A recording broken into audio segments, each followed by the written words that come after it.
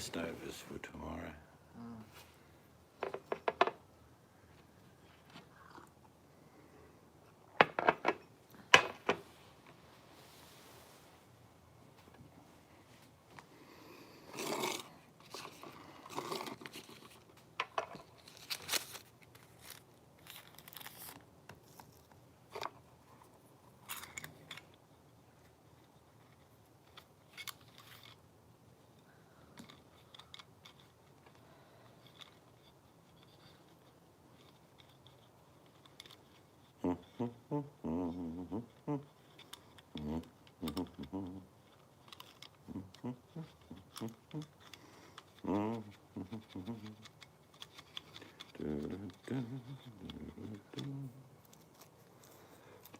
It's cold. See, it's 15. Feels a lot cold. Yeah.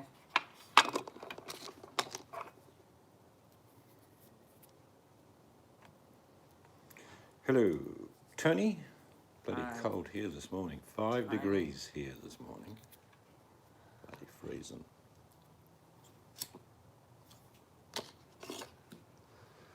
Still. It's now, it says 15.5, but it feels a lot colder than that. Must be that we're getting old. How have you been, Tony? Good. How's the wife and 9 kids? I thought it was 10.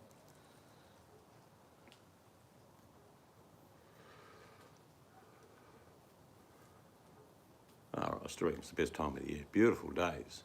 Cannot knock the days. Even it was only about 20 today, but it was beautiful and sunny. But cold in the morning.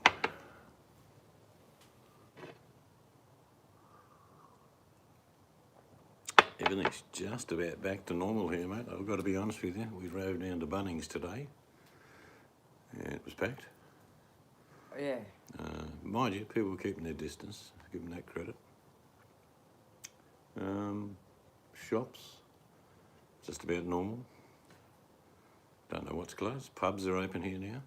Are they? Yeah, pubs, restaurants. Yeah, but all this social distancing, huh? I don't think I could be bothered going to any of that just yet. No, we'll just be cautious. I think the pub's still limited here to 20 people. A lot of people are putting outside chairs. So lots of people are sitting outside eating, having a cold one. But I can tell by the traffic. The traffic's certainly picked up. I think it's more than before, and I think that's I think it's because they're not using public transport. That's what I think. because exactly, because they're too scared to. I think you can only have 12 people on a big bus, which normally has about Oh my God, 60 odd seats. they're packed to the rafters, buses usually. I mean, how are they skip? I think a lot of people are using their cars to go to work now instead of But there's public just transport. some places you can't. Yeah, I know. But I think people are still being smart.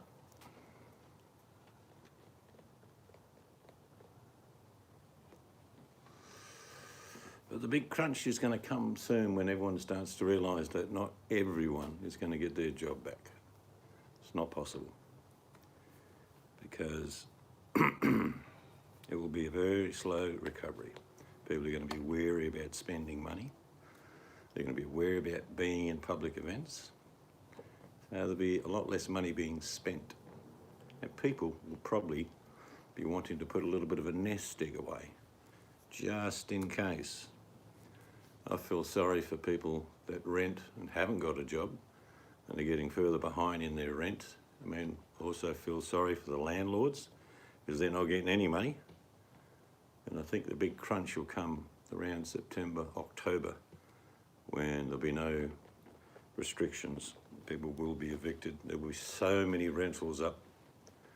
And people can't afford to pay their bills now. They're not getting paid anymore by September, October. So there is a crunch coming of reality.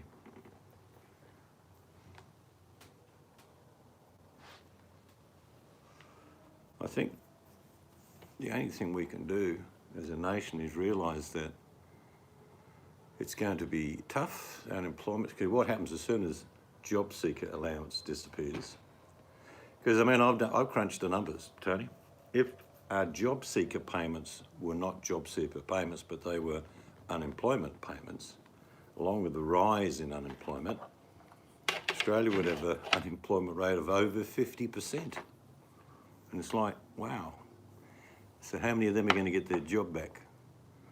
Not a lot of them at first. So what will happen when job seeker fails, stops, they'll have to go on unemployment, and then you'll see this enormous spike.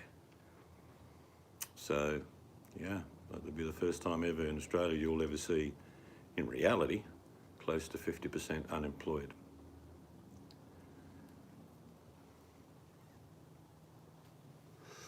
And I did read online this morning that Indonesia is hoping to open up Bali for Australians again in July. Mate, nothing's flying in and out of our country till the end of the year. And I don't think Indonesia's got this virus covered at all. They tend to think it's just, don't worry about it, she'll be right. Aussies will be going to New Zealand, and Aussies will be going to their local parks and recreation and tourist spots in their own country. That's a guarantee, because they'll feel safer to do that.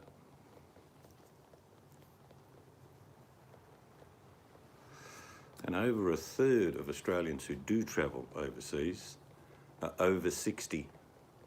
And they ain't going to travel overseas at all. There ain't no boat cruise being booked by these people.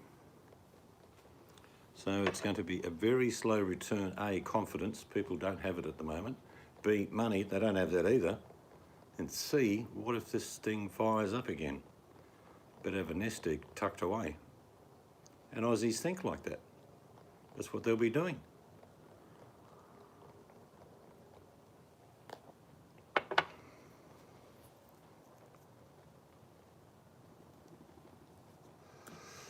There's all these companies openly saying, look, we had 4,000 employees, but we can only put 800 back on, even when we open up marginally. And the unions can't scream at them, because if there is no income coming in for a business, they can't employ people. So it's just going to be one of those slow, wide crack openings where it'll be hopefully picking up over time. But I mean, I've got to be brutal here. Years. That's what it will be.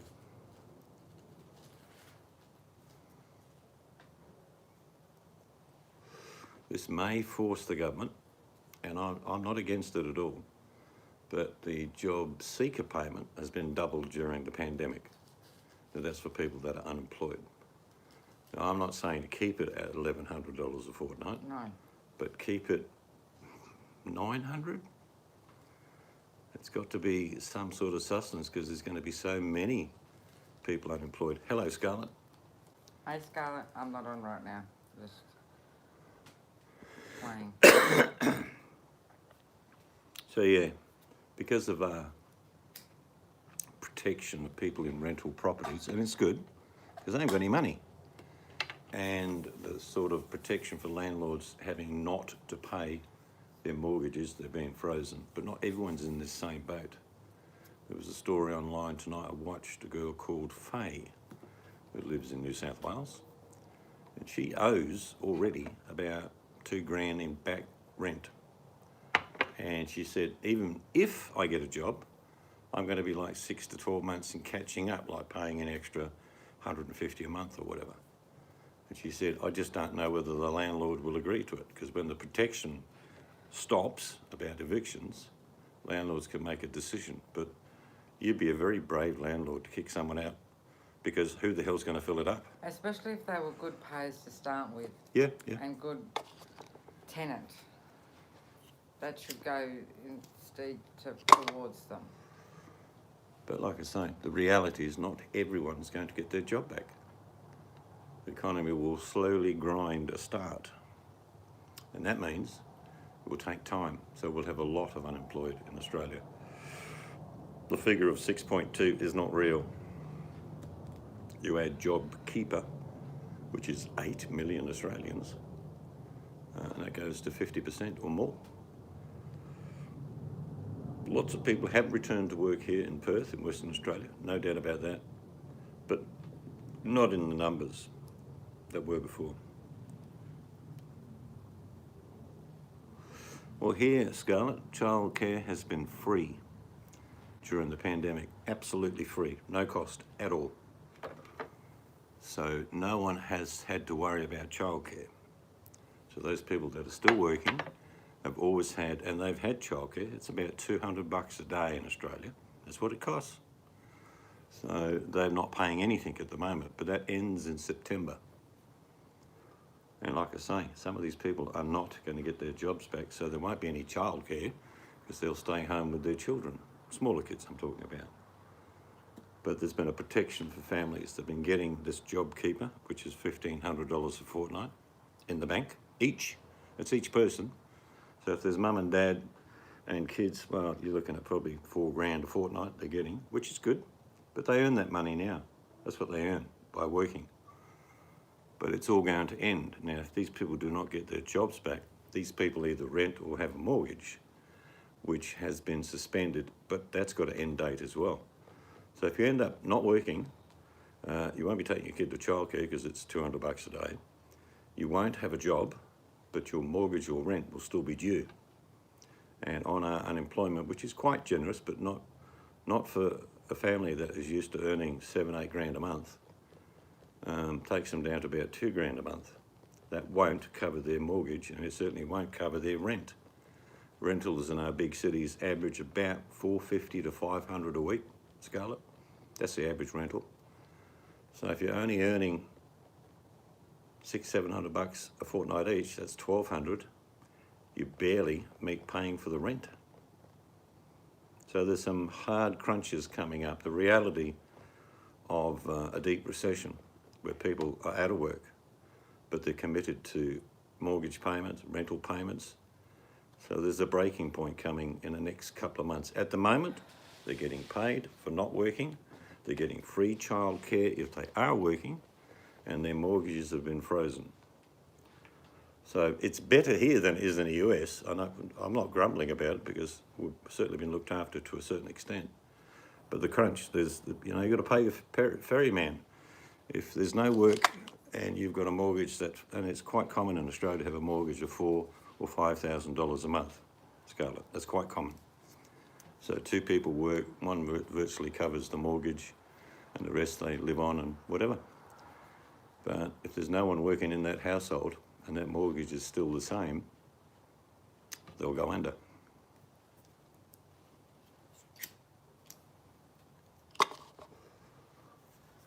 But this was always going to be tough. Closing down the wheels of an economy means that you can stop it straight away. We've all seen it. It's been stopped instantaneously. But getting it going again is totally different. Supply and demand. There's some companies that can't get supplies for products to resell. There's some companies that don't have the volume of sales to keep their staff on that they've got. So it'll be like instead of 20 people working in a retail store, there'll be 4. And just hopefully getting enough to pay the rent, pay the wages, so they can get their momentum. But it will be a time factor. If people aren't working, they're not going to be spending.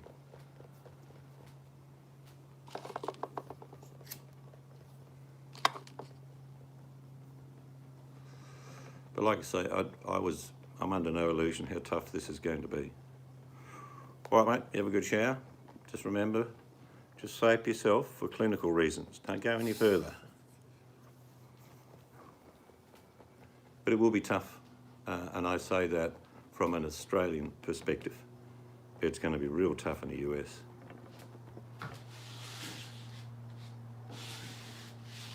It's going to be tough in the UK.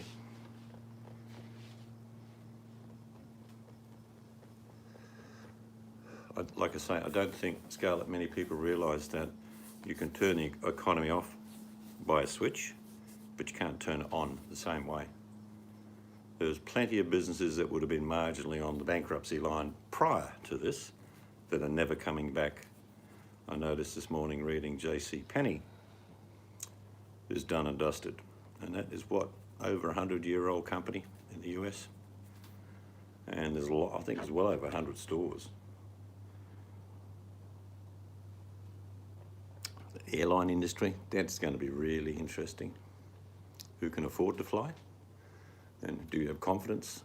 Are they going to do one seat missing, one seat full? And of course, above all of this, above everything else, is there going to be a second wave? We're talking about the economy being tough to get back. You now add another dose of this, it'll be a catastrophe. Yes, we've always taught our kids to do the same. Have a buffer. If you don't, well,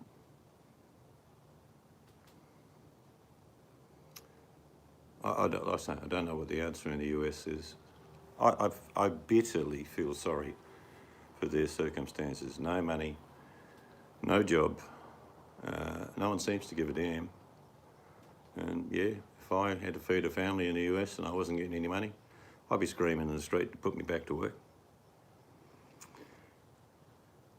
I don't know if it'll be more deadly. It could be, Scarlett, but it could be more devastating. Imagine an industry just start to spin the wheels again. And then let's read in the US that 10,000 people have contracted the virus in a week. They have no option but to shut down those areas. And what happens when you start shutting down certain areas? It affects other areas of business. Everything is interconnected. If you shut down, say, a restaurant, a pub, and a supermarket, because there's been a spike in that area, you then got all those people not working again. You've got no one that can shop in to go to these areas, so they've got to go elsewhere. And then do they spread it further? So the devastation will come, even if it's just the same as it is now. The devastation will be economic catastrophe. It's a lot of doom and gloom, but it's true. I mean, if I asked you, and you've got a nest egg, which is smart, even with that nest egg, are you willing to spend a bit more now at the moment? I already know the answer. And a smart man or woman wouldn't do so. They'd be thinking, well, I'm not sure what's going on, so we better keep that buffer up. And for those people that have got a buffer, good on you, because you didn't get there by chance. You know, it wasn't dropped in your lap.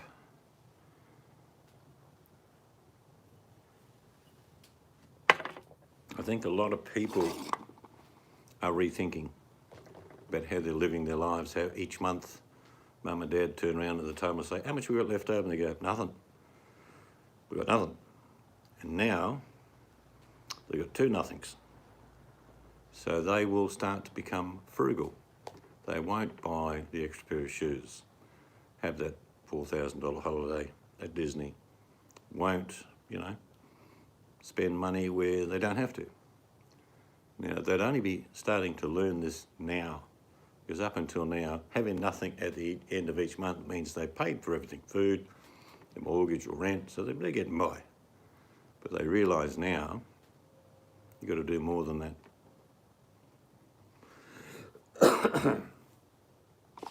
It's come to my attention that a lot of, and I know, I've had friends in the US for well over 20 years. And my age, when I was younger, usually just the man worked and mum stayed home with the kids and all that. That ended in the 90s, basically, turn of the century, definitely. Mum and dad both work now, just to get, make ends meet. And it's sort of gone beyond that. In other words, even as much as hard as they work, and some people work 2 jobs, some people work 3 jobs. You know that, Scarlett. The problem is these 2 and 3 jobs they've got are not there. And when they get back to work again, maybe they get one of them back, 12 hours here working, filling shelves or whatever. But the other 2, they say, we don't need you. Yeah? Yep. So that was the rainy day check, Scarlett. And that's smart. It's like being cautious. If you're overcautious, well, okay. But if you've got a bit of a nest egg and something breaks, well, that's fixed. And there are plenty of rainy days in our lives. We never know when they're coming. Or as I like to say, on the yellow brick road, piles of elephant shit that you didn't see. Oop, stepped in it again, shouldn't have done that. Should know what elephant shit looked like. But there's going to be a lot of people under stress, like I say, because even here, I'll give you the great example here, Scarlett. We've got two people we know of that are now working 75% of what they used to. Now, they work for companies. They don't have a choice. They're getting paid only 75% as well. So, these people have a mortgage and bills, and they now have 25% less money. They do have a job, but it's very marginal. And it's like, it means no longer is it just tough each month to balance the books for a small family. It's near impossible. So that will teach them to be frugal. That will teach them to say, okay, well, look, instead of getting fillet steak, we'll get sausages. Just small changes. And like, we won't go on that country trip this weekend. That'll save $1,000. And they'll be thinking like that. And that lesson is not such a bad lesson, Scarlett. But there are people that will, as much as they try, be frugal and thrifty. They'll struggle.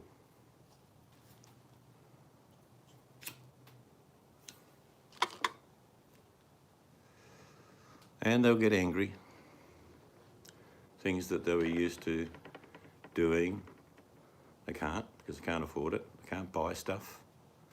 Retail will be affected along those lines. The US in particular is a consumer-driven economy. And if the consumers are not spending, well, your economy's in the shit.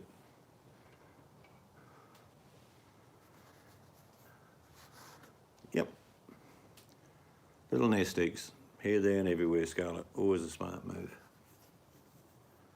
But there's lots of people that haven't had the capability of putting a nest. If you've got kids and a family, it's near impossible.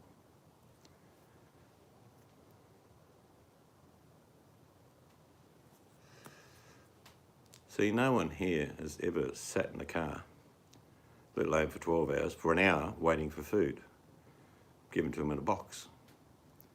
That doesn't happen here. People get money from the government and they spend it at a shop. It gives you your dignity. Doesn't mean you have to sit in the rain and the cold weather to get a box of food that you've got no idea what's in there. I don't like anchovies and baked beans. That's all they gave me. And yeah, people get angry. I understand that. The government in the US should be giving its people money. I know they're reluctant to think that the people of America are important, not the corporations, but the people are the most important because, like I say, the classic of America is a consumer-driven economy. And if the consumers aren't spending, the economy is in dire straits. Yeah, I know they get food stamps, but look, I've heard of some people only getting $100 a month food stamps, or best $350, and I'm thinking, that's not enough.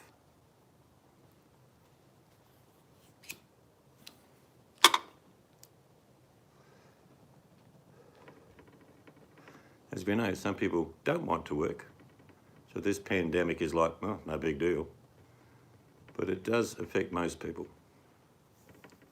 Be nothing worse sitting down at a table somewhere and thinking, haven't got money to pay these bills, and we've got no money coming in, and I'm not allowed to work.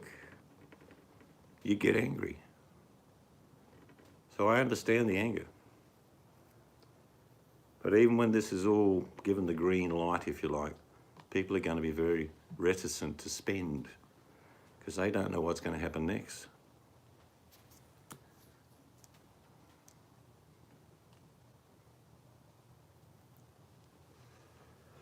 I was reading a statistic in Australia. We get loads of visitors every year.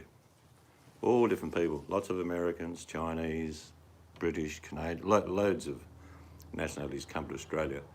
But Australians are big travellers as well. And the figures were quite interesting. The amount of money that Australians spend each year travelling overseas nearly equals what is spent by visitors coming to our country. No, you should never rely on the government, ever. But what I'm saying is, so if Australians don't go overseas for their holidays, our tourist destinations will be full of Australians. So our tourist industry will probably do okay. Yeah, Katrina, terrible.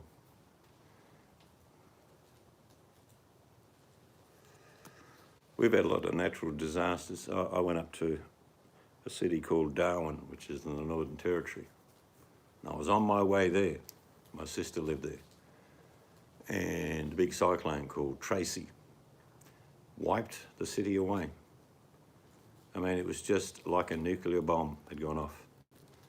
There were fridges 60 mile away, stuck in trees, star pickets going all the way through a tree. Quite extraordinary. You know, winds of over 300 kilometres, which is 180 mile an hour.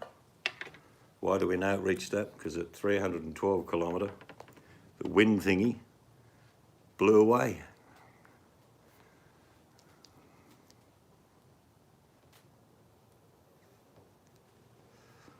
So we all have them, and they are terrible, and they are responded on a national level. Like, we just moved as a nation. No one went without. You know, 30,000 people were transported out within 2 days, and they were billeted. In other words, as Aussies put their hand up and said, I can fit a family of 3, got a couple of bedrooms and a toilet in there that they can move in. And all over Australia, airplanes picked them up for free, took them to all the major cities, and people picked them up and put them up for 6 to 12 months and didn't charge them a cent, because that's what we would expect if the same crap happened to us. A lot of people from Darwin didn't go back to Darwin. They were too devastated. They lost everything, and they moved on from where they were billeted and got their own life going again. So those things happen, but this is worldwide what's happening. And it is, and I'll argue blue in the face with anyone, it is a health crisis first, not a money or an economy crisis. If we all had to go and pick up a shovel, Scarlett, and grow our own food for 3 to 4 years, we'd grumble, but we'd manage. So it's got to be prioritised as health first. If you don't have the health, you've got nothing anyway.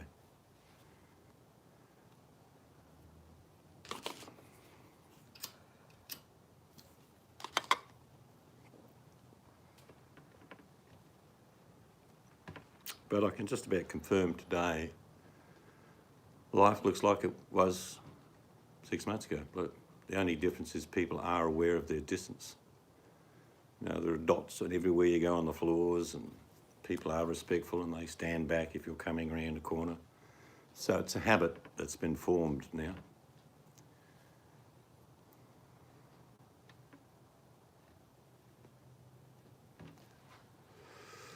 Oh, there's 3 million people that live in my state of Western Australia. We don't have any cases of the virus. No one's in hospital. And in Australia today was the 100th death from the virus. And these cases have been lingering on from nursing homes for months. They got ill months ago, and I think 13 or 14 have died in the last couple of weeks. But so we've not got it beat. Don't think I'm saying that, but what we've got on is on top of it. And do I expect spikes? Yeah, I do. Because we're rushing to get back to sort of a normal. There will be little spikes at schools, I believe, first. Then workplaces, little clusters. That will happen. Yeah, it's 3.5 million in my small state. Well, my state's a bit bigger than yours. And we're protected. Look, I mean, we've got an advantage. We've got 7 deserts between here and the east coast, and we've got the ocean that stretches for 3,500 kilometres. So we've been protected by nature in many ways. We don't let anyone in, and we don't let anyone out, and we don't have any active cases.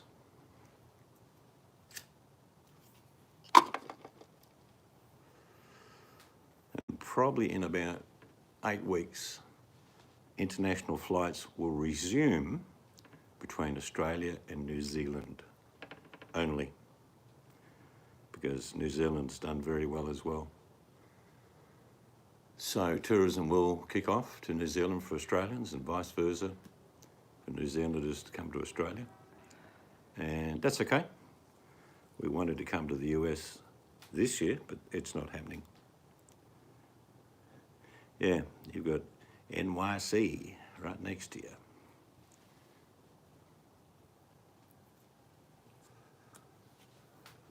Without batting an eyelid, we will get through this, but it's not over. And there isn't an end date.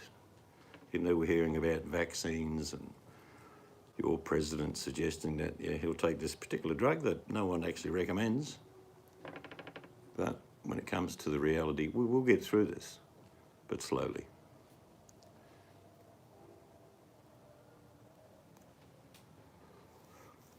I can see, without doubt, mark my words, Scarlett, the US in particular and Australia and other countries will have massive spending on infrastructure. It's exactly what Roosevelt did. And it worked. So look forward to better roads and bridges, Scarlett.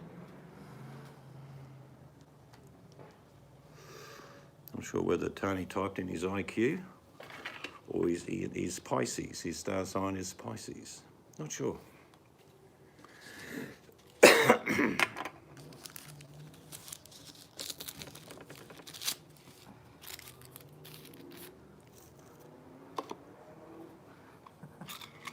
I think there was a Tony in 96, number 96. Yeah. Hey Tony, you seen that chick's boobs? Yeah. Number 96. Was a good shower, yeah. I saw the live broadcast.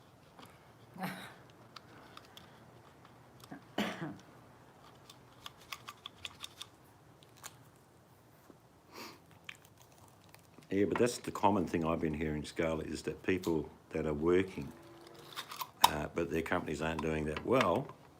Hello, Buttercup. They're getting like 3/4 of a week's work and 3/4 of a week's pay.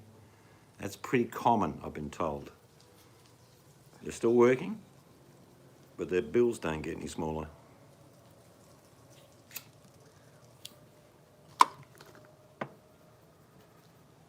Oh, did you get my little message this morning, Buttercup, about this morning's temperature? Happy birthday to you. Happy birthday to you. It never gets cool there. Really? Check out the thing I sent you. Excuse me, Mr. Abbott, did you say hello to me? Or did you say it when you first came in and I wasn't there? Just checking. Yeah, it was bloody cold here this morning. Yes, it's evidence I sent you, Buttercup. Evidence.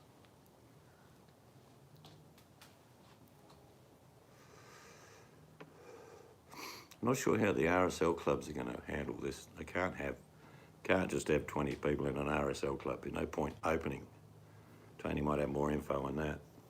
Maybe they're just opening the balcony dining in lots of places in the RSLs. Or the restaurants, you know what I mean? It certainly wouldn't be open up the pokies.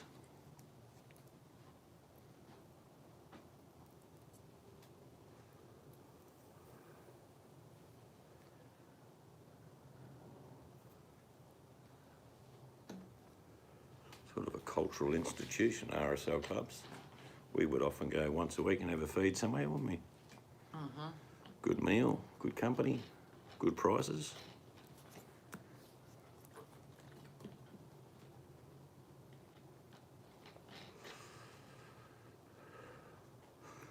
We can outside and or inside dine here. Again, restrictions. But people are going. There's plenty of video in the last couple of days of Aussies. Well, it was a shock to my system because I was up at that time. I was up when it was 5 No, degrees. no, you weren't. No, it was 11 I or 12. was awake just because I didn't get out She of bed. was in the bedroom with the recycle heater going at about 20. I didn't get out of bed. I was awake. Okay, well, you were still in bed. Do you think I'm nuts getting up and it's that cold? Yeah, but it was a wee bit drafty.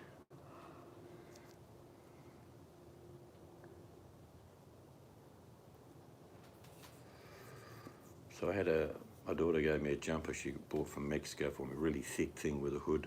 Oh my God, that was so many. How long ago was that? Oh, nearly 10 years ago, I think now. 8 or 10 years. Oh, she didn't have William. Well, more than 10 years then. Yeah. But anyway, I had that on. I had my dressing gown over the top, tracky pants, socks, Ugg boots. Looked like the abominable snowman. You're getting old because you never used to feel the cold that much. Oh, but it was a bitter wind this morning as well. 5 was the temperature, but I bet it was more on the chill factor. The weather's been weird all over. So I imagine you're still getting, because I did watch Europe's weather a couple of days ago, and you're getting these cold spells followed by weird warm ones. Serape. Serape. Okay, I got one of them then. But it's nice and woolly and warm. It's Mexican colours, actually green, yellow, black. Yeah, I hand wash that. I don't put that in the machine. You got to admit, when you first got it, you weren't even game to wear it out. Now you don't care if it's cold. You wear it. That's mainly not my fashion statement, just my age, thinking, fuck, I don't care. Keeps me nice and warm. Yeah, now you didn't care. I've always worn it during winter. Yeah, but not to the shop. Serape. Yeah, I couldn't wear one. I can't sort of handle the feeling of that, what it's made of.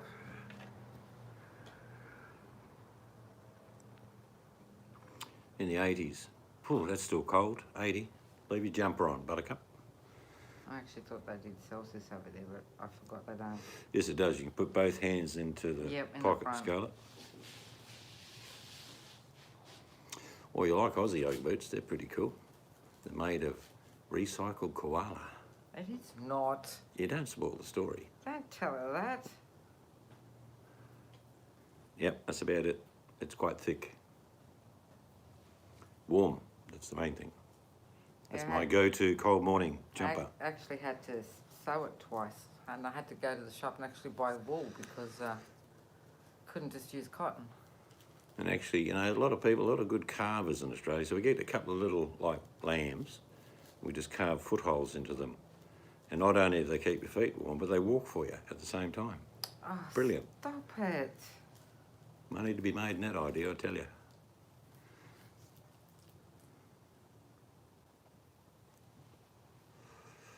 No, you can't touch the koala. You wouldn't eat a koala anyway. All it eats is eucalyptus leaves. If you ate one, it'd kill you. It would kill you. I bet the meat's green.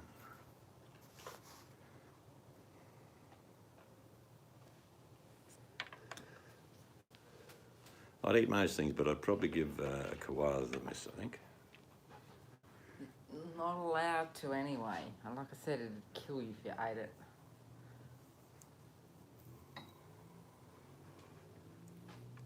I have had some messages from people about doing the My Story. I had a strange one from Yeah, God. a certain person. Yes, you'll have to tell Buttercup. I think I've heard this before, but I'm going to read it out. Seeds? What do Yeah. elephants use for tampons? I've heard this. Sheep. Oh my God, Scarlett. There's breaking news. 1 sheep a month is going missing in the meadow. We need to find out who and why.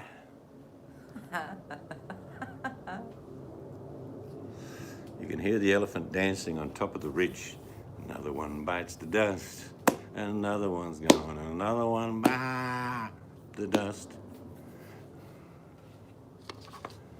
May I partake in a piper, mademoiselle? Oh dear.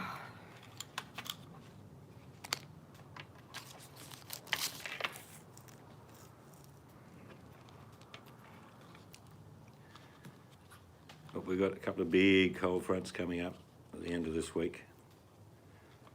That'll be interesting.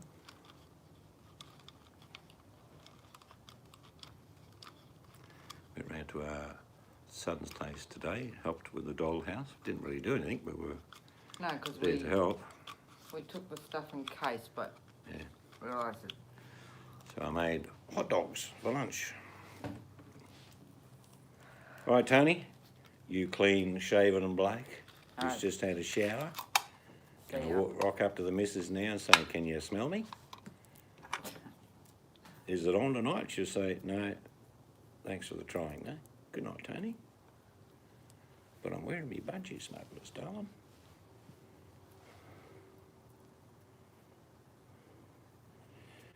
Would be interesting in your story stream, but I am technically stupid. That's okay. Yeah, we could work I'm something not going to out. hold stupid against you, Scarlett, and there's no way that you're stupid. You could, well, the story of your life is genealogy is part of it. So Yep, that's right. I don't want people to talk about things they're uncomfortable with. I'm not interested in that. Just telling your story in regards to how it is, how it was, and keeping whatever dark skeletons hidden in the cupboard. Because I'm not a skeleton hunter.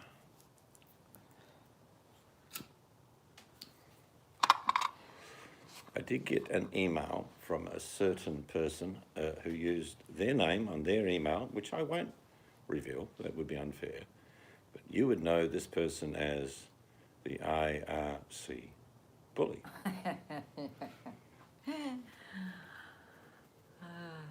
Yes. I don't know how you're gonna if you. Oh my God! Can you imagine? And he asked if he could be unbanned, and I haven't replied, but the answer is, well, it was July 1 when I was going to unban you, and it still is going to be July 1. Obviously, he's been listening. Yeah, I've nothing against him. He's just serving time. When a man serves his time, he's welcome back into society until he breaks the law again. And if you. I don't think anyone's story is uninteresting, Scarlett, because we all just have a different path. Different things happen. So they're unique. Yeah, you've got a lot of skills, Scarlett. There's lots you could talk about.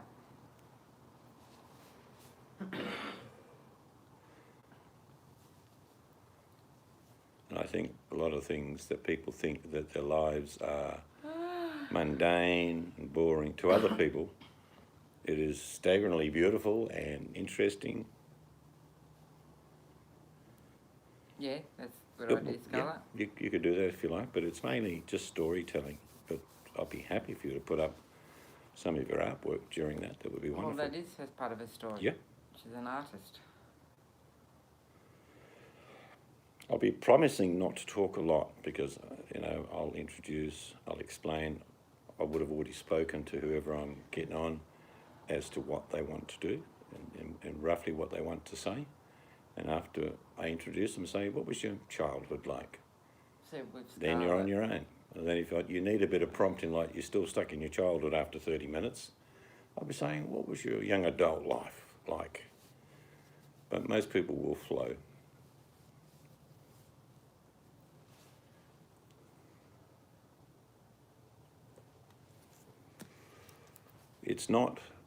This is not meant either to embarrass or put people under a microscope. It's none of those things, because the story is your life. And you can tell a story without revealing who, where you are, what you do. It's the journey. That's what you're telling. Yep, that would be fascinating. 8 years with the Sister of Mercy. Oh yeah, that would be Scarlett. Be a lot of stories in there.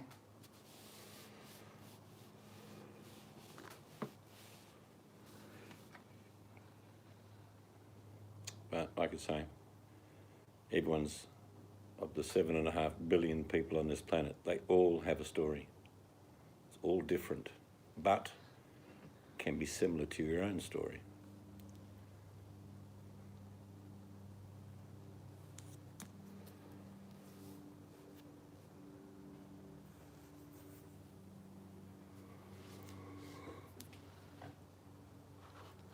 So I've probably got 5 or 6 people that would like to do it. And I'm not rushing this because it gives them time to think about it, You what have they to want sort to of make a do. day and a time for the first person, and then you can do a little thing on your channel saying, on this date, this time, we will have this person. I'm not even going to do that. I will simply announce and say if this was one, I'd be saying the next broadcast tomorrow night, Buttercup will be in a polka dot bikini telling the story of her life. Saving Tune in hedgehogs. around about 7 p.m. my time. If you don't, you'll miss out on something wonderful. It will be fun as well. What I'm going to do is let people in the side chat contribute, but not ask questions of the guest Oh, they might. until they're done, because Yeah, when they're it's a done. lot easier not Yeah. to be interrupted. Yeah. So say if it was Buttercup and she does her 50, 60 minutes and she's happy with what she's done and she sort of says, well, that's the story, we'll take questions, because people would have listened to it and they might have a specific question. It may be something that Buttercup may answer, I don't wish to answer that. Or it may be like, yeah, sure. But I want to protect the people that are up here, firstly, because I don't want them to feel obliged, to do it. That's why I'm giving people time to think about it. And we all know what our story is. It's our truth. It's something that's so easy to unfold because you remember the truth. If you're going to come up and tell fibs, you'll forget.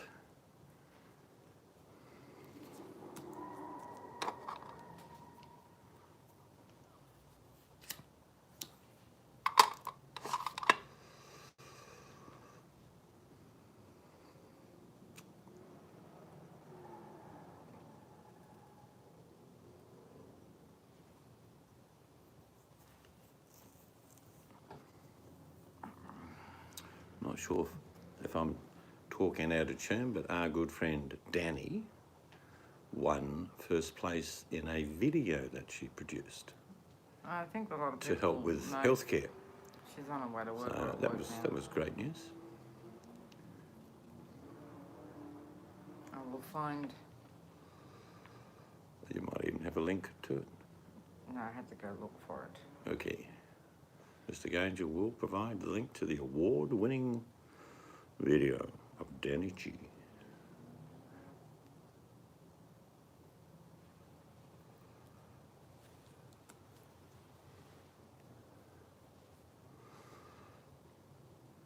Oh, I've missed. Buddy, we missed Danny's birthday.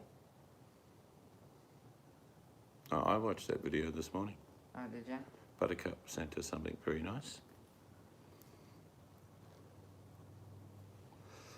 She did the video a while ago, but she entered into a competition and she got first place. I've just been so slack with going on YouTube, to be honest.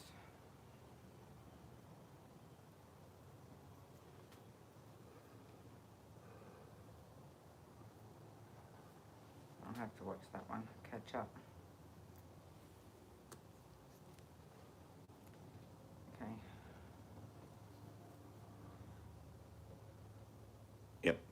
Yep, and I saw what you gave her. It was very kind of you.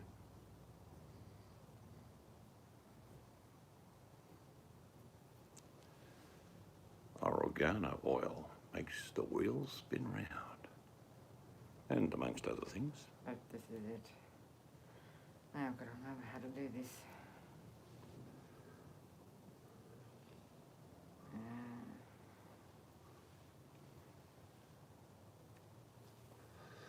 So I'll just mention this. Anyone who wants to do their story, and there is no time limit on this, could be 3, 4, 5, 6 months from now, it doesn't matter.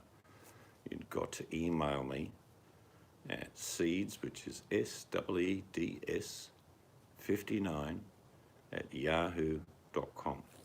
Just an indication that you'd like to do it, and in time I will get back to you when it suits you to do it.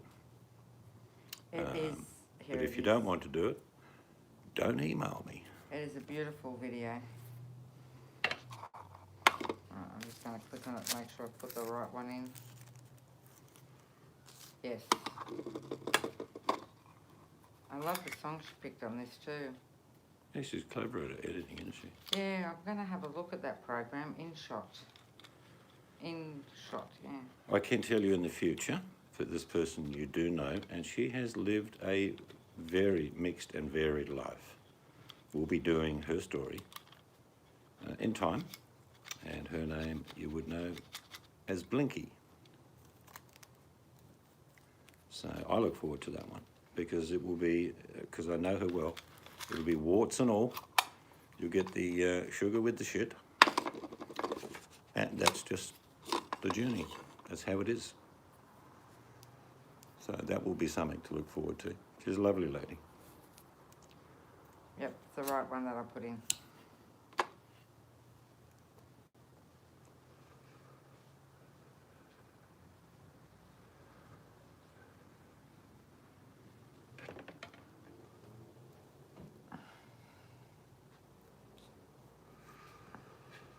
Yeah, Yep. that's life, isn't it, Buttercup? That's, you know, it's not holding anything back. It's That's our Blinky. the sugar with the shit. And we've all got that. There's nothing unique about that. No, I've just got sugar. You're full of shit. No.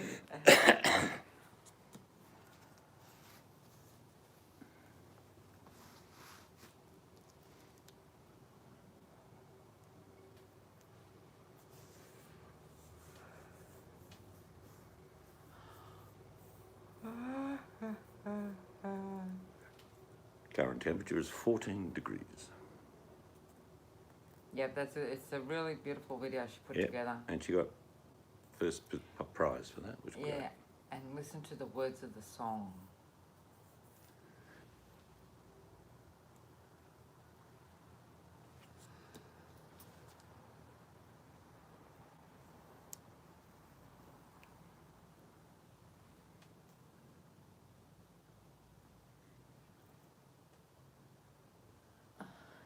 So what are people up to today?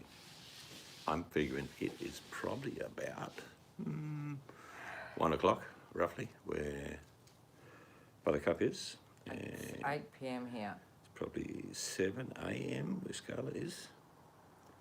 Photograph Bursley, my hummingbirds. Oh, I love hummingbirds. We don't get them here. We get one in the bush, Yeah, but it's but it doesn't come into the cities.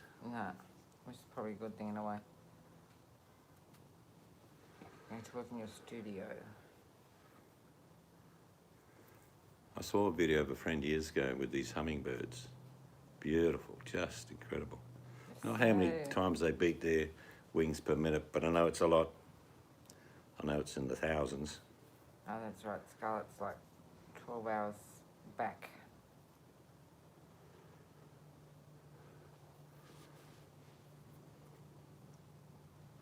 We get them in the bush, and they're a tiny little hummingbird. You'd be mistaken to think they were a large dragonfly. That's how small they are.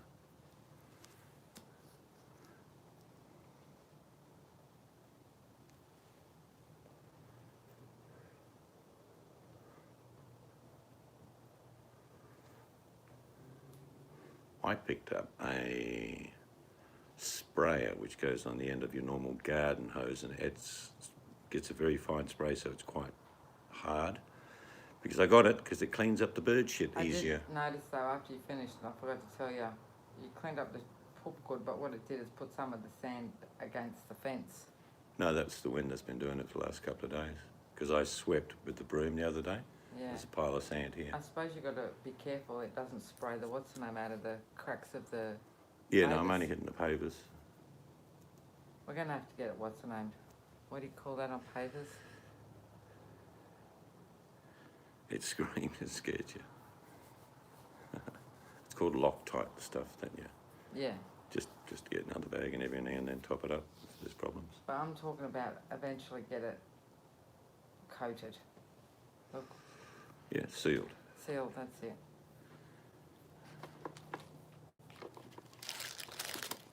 Oh, we've had pigeons bash into our windows and stun themselves.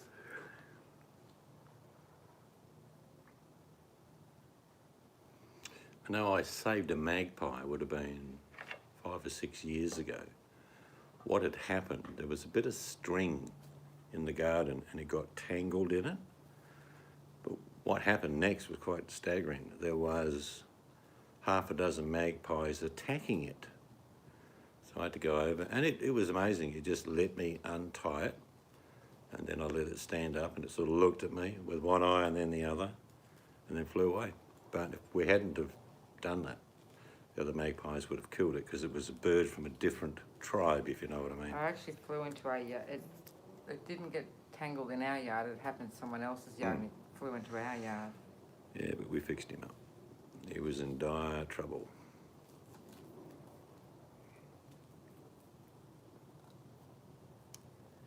One thing we haven't seen for a very, very long time is snakes. Normally in the suburbs you get snakes. Just leave them alone, they sort it out and they go away. But been less of those. Not so many blue-tongued lizards, is there? No.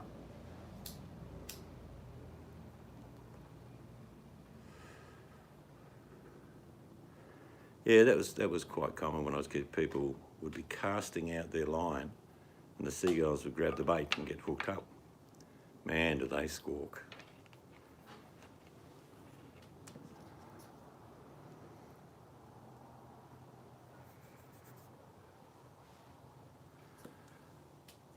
I've caught sharks in the past where they've had like 8 or 9 hooks in their mouths, and you can see where the hook over time has just created a little hole, and then you can see where there's just a hole.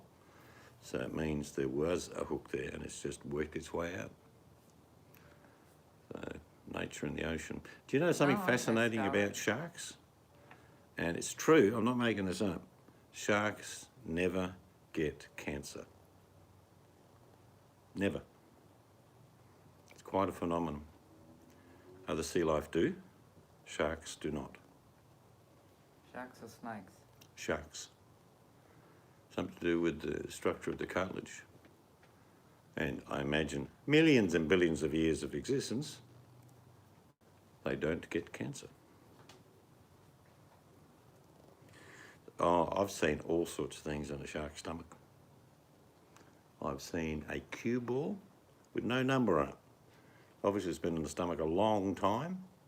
Had a bit of colour on it, like a hint of blue. Oh, sharks, look, there's a lot of people make a mistake when they get a shark, put it on a boat, it looks like it's dead, and then they go to pick it up. And the shark can turn around and bite its own tail. If your hand happens to be attached to it, it'll bite you.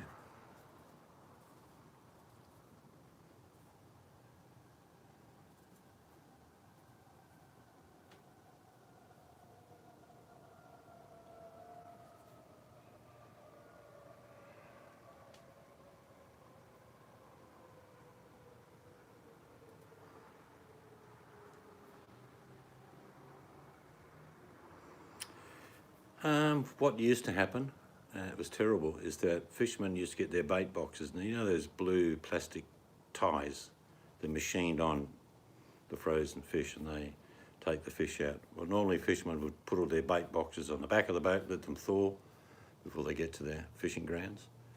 And then they would just open the boxes by pulling these plastic ties, and they didn't cut them. And then, being lazy little shits they were in the 70s and 80s, they used to throw the whole box overboard. And the shark would smell, obviously, the residue on the box and attack it. And very often, you'd catch a shark with a bait tie around its neck. In other words, it's gone through the box and the bait tie's worked its way around the throat of the shark, literally, and means they can't swallow.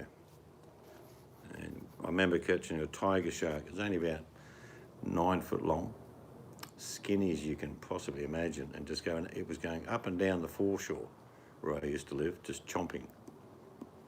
And obviously it couldn't swallow. We took it out and we killed it. We highlighted it. There was a newspaper article about it. And by law then, the boats had to have what they call a tie strap cutter, which is just a little, like if you bent your index finger around, it'd be like that. Not super sharp, but sharp enough to break the tie, and they were illegal to be thrown overboard. The reason why they were still cut is that if by mistake it did go overboard, it wouldn't do any damage. Oh, look, humans are, like I say, if we went to another planet and found a species like us, we'd have to eliminate them, thinking they're nasty little buggers. Dirty, messy, uncaring, selfish species. Not all of us. Oh, as a But species, the majority, though. yeah. The good and the bad, if it was a species. But we do it now. If we find some noxious weed or animal, we try to eradicate it.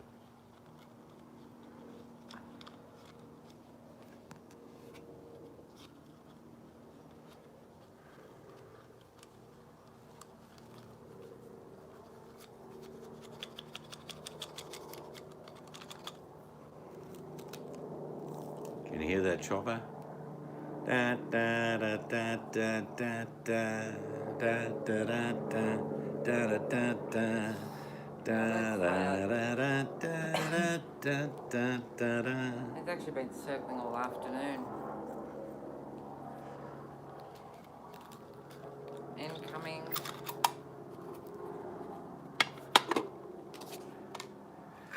Well, I don't think we deserve to colonise another planet. I really don't. We're just going to take what we want when we get to another planet and give nothing back. Yeah, just I like watching the videos on YouTube where there's motorbike riders that just doing drives around. Someone chucks stuff out of their car window. He goes, picks it up, and chucks it back in at them. Have you seen those funny videos? It's an $800 fine in Australia to throw anything out of a window, particularly your mother-in-law. But no, anything. Paper, sticks, box, junk food packages, $800. And you lose points off your licence. I'm pretty sure most people that do get the fine don't do it again.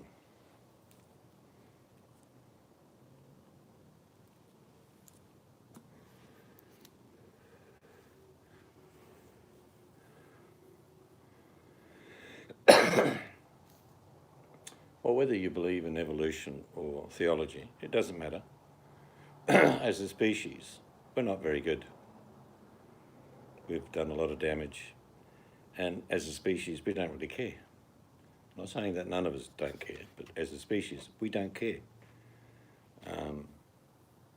We have this movement towards green energy, and it's good. The UK is doing a fantastic job. People have never been through the UK now with all the energy that they're producing from wind, solar, and also wave. They're doing okay. A lot of their energy comes from natural resources now. A lot of other countries, though, don't give a damn. I swear to you, Buttercup, when you start to land in over my city, wear sunglasses, because the only thing you'll see when you look down is a reflection of solar panels everywhere. We are, per capita, have more solar than anyone else in the world. Mind you, we have the most sunlight in the world.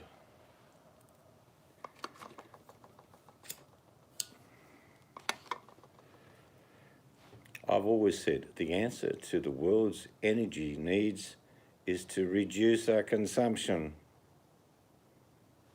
Never goes down well with anyone, but it's true. I had a talk with a friend last night saying we could create a little village where we get up early with the sun, we work hard, produce our food, go back to the cave at night time, light a fire, maybe tell a few stories, and then go to bed.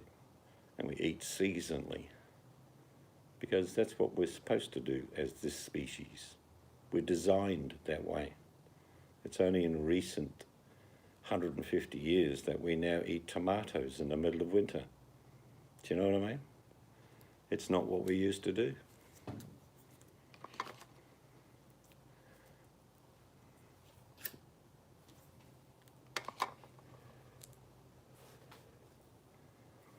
Yes, China is the major. And they get this concession because they're stated as a third world country, which is not true. No, they don't care.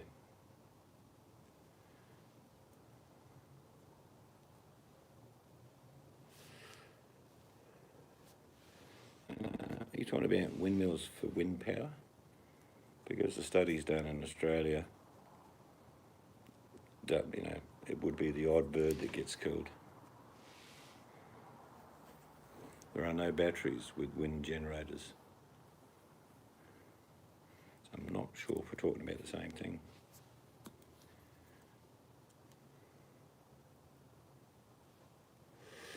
Yes, in fact, I think it's part of the nightshade family, isn't it? You eat a tomato leaf, you're a goner. Is that parsley in my mash tonight, dear? Yeah, of course it is. Snicker, snicker.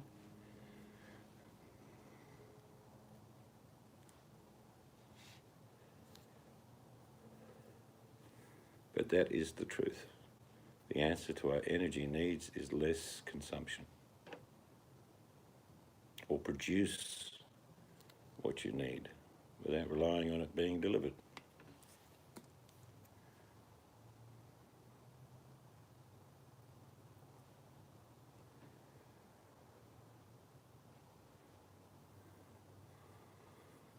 By necessity, in the future,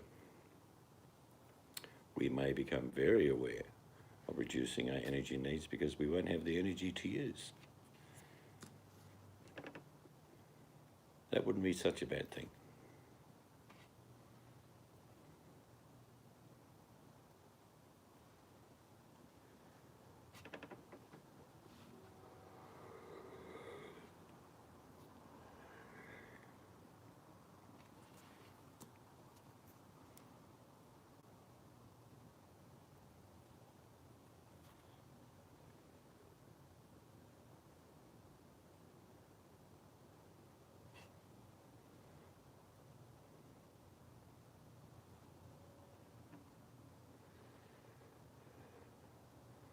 Yep, I think that's probably what happened when they first came across it. They cooked plant and foliage.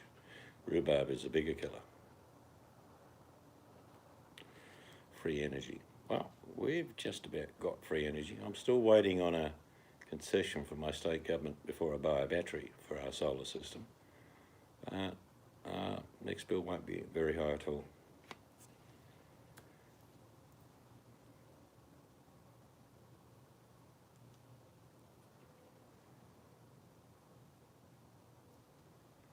But it's consumption. It's like everything.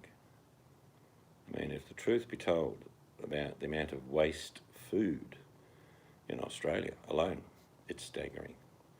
And think of America, think of UK, how much food is wasted each week. Oh, I hate They wasting actually food. did tests in 1,000 homes. It's about 4 or 5 years ago.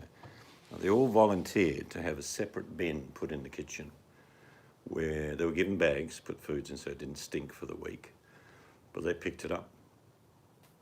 And there were people that sorted through it with masks on, I imagine, gloves. It worked out in Australia, most people throw away 6 to 7% of the food they purchase. Doesn't seem much, but it all adds up. It adds up. I hate wasting food. It was something, it worked out in this 1,000 people, it was over 2.5 tonne of food a week. That, half a banana here, half a sandwich, egg noodle you didn't quite finish off, that sort of thing. And they said they could feed a family of a small village of 40 people with the food that was thrown away each month. So we're wasteful as well. Remember when you used to go as a kid and you'd get brown paper wrapped meat for the evening meal? You'd pick up some cauliflower and some potatoes and carrots, and nothing was wasted because you actually bought the ingredients you needed for the meal you were going to make for the amount of people you were going to cook for.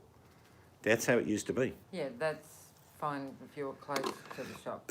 But Mum shopped weekly or fortnightly, and then of course grew a lot of stuff and had animals to kill herself. But when I watch some families, I mean, look, I've done it and thought, oh, what a waste.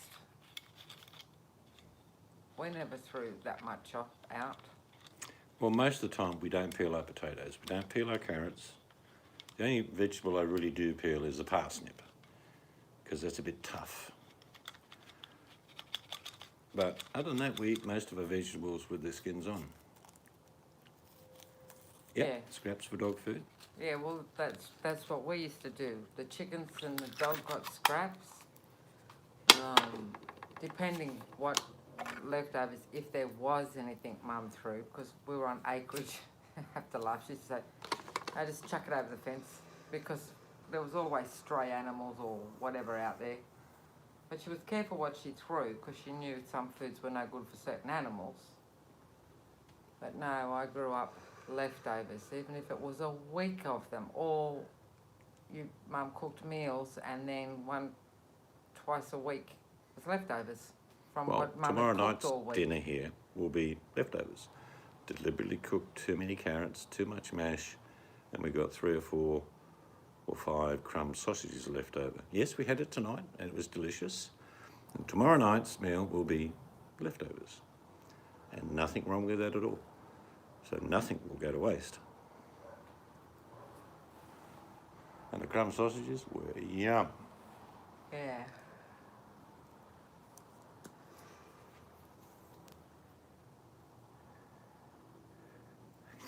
When I was a kid, Scarlett, it was shop daily.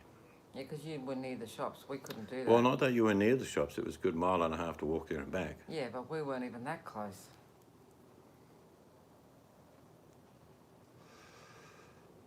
Yeah.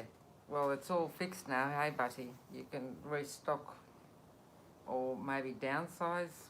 Or maybe cut 9 of them off from powder.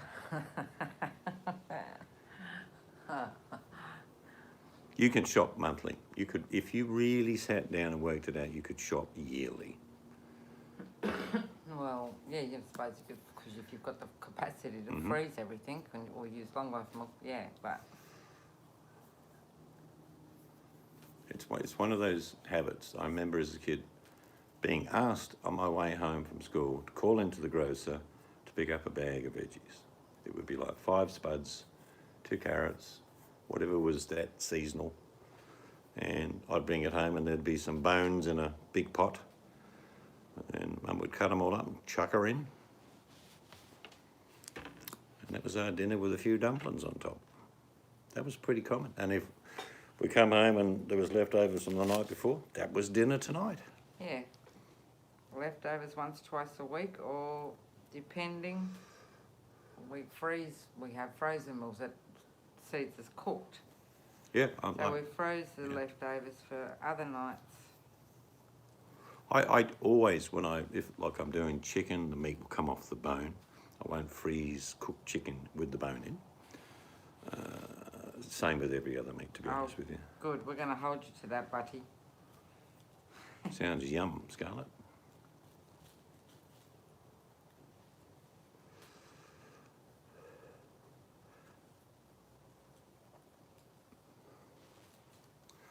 See, I've got lots of things in the freezer that are already planned in my mind. Like I've got leftover.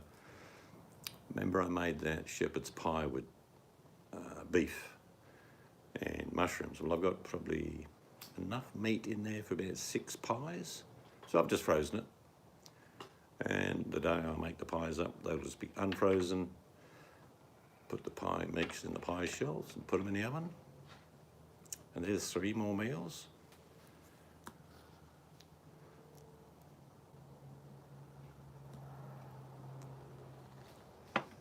But you could, if you shopped daily, I'd probably shop every second day if I did this method, is that I would buy food to feed 2 days.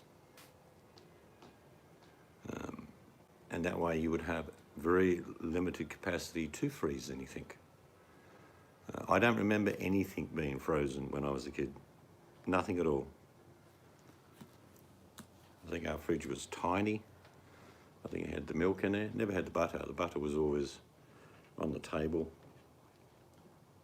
I can't think of much that was in the fridge, to be honest. Lard. There was always lard in the fridge. Yeah, wasn't Mum's fridge was never big. It's just as we got older, she got a bigger one. But that also then held like the odd cans of drink. Yeah, we've got a little fridge out here for drinks.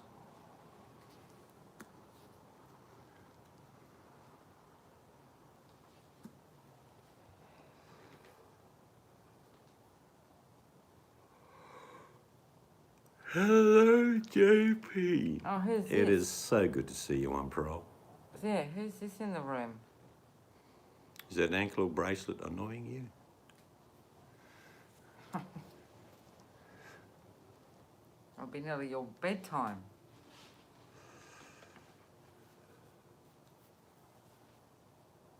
I've been locked up again. I did not commit the crime, but I've done the time. Good to see you, JP. Hope things are all well with you. Buffering bad. Oh, not here. Where? Maybe refresh, Scarlett. Are you buffering Butty? Oh, that sounds very seductive. It did. As she walks down the street, oh look, there's Buffering Butty. As So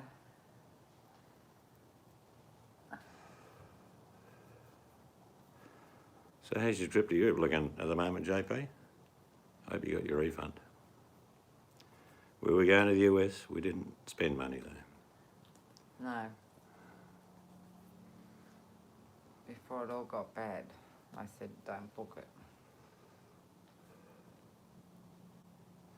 But we're just about back to normal here, JP.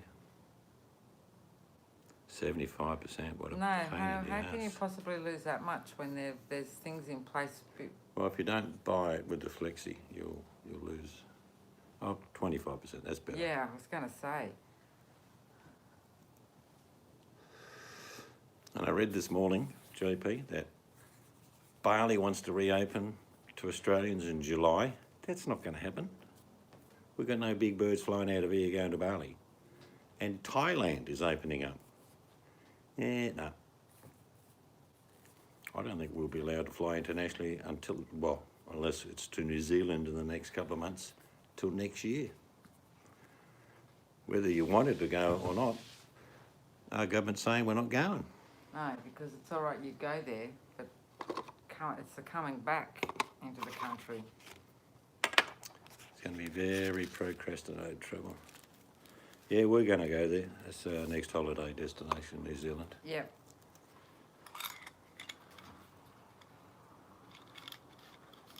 Yeah, we've been there, but that was a while ago. I'd like to go again.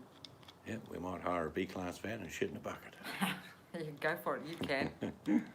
Yeah, it'll be a car hire. I'll take tour buses then and go to hotels. We'll just have a car, hire one.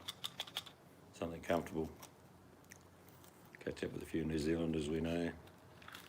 We've already been there, it's a beautiful place. New Zealand is stunning.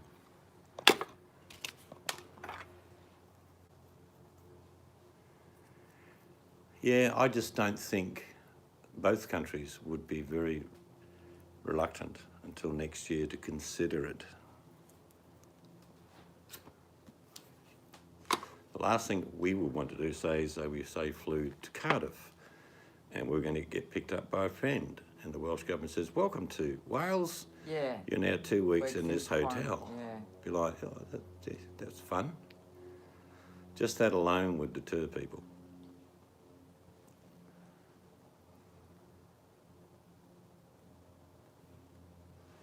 The Chinese government today was very kind. They decided to whack an 80% tariff on our barley producers, which are mainly all in my state, which means they want the barley for free.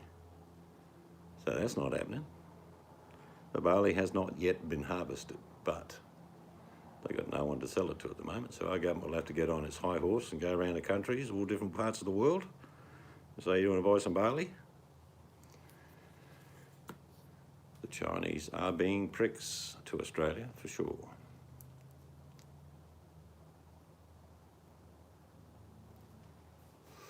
All right, Scarlett, have a good one.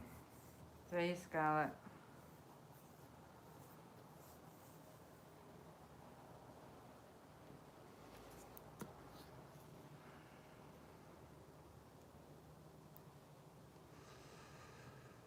Yeah, no, I think it might be even more, Buttercup, along the lines that even though I don't need a visa to go to the UK, they may request one from me.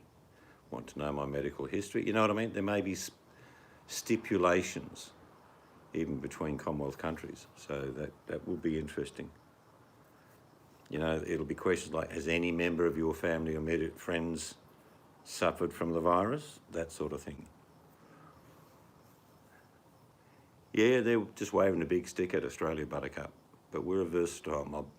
If need be, we'll leave the stuff on the ground and we'll find someone else to sell it to. Oh, VMAC walks in the room. Doesn't say hello to me. Hello, Jono. Yeah, I've just taken notes, VMAC. That's okay. I guess you got a new camping buddy. Yeah, I understand. No hello to anybody else. Come on, girl.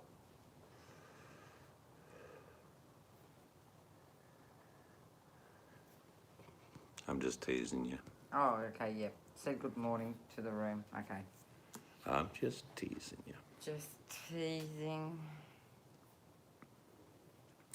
But I think what will open up, to speak to Buttercup about this, is that Commonwealth countries will have stipulations for sure, but they're the international travel that I see unfolding, like me to Canada, me to England, Wales, Ireland, Southern Ireland.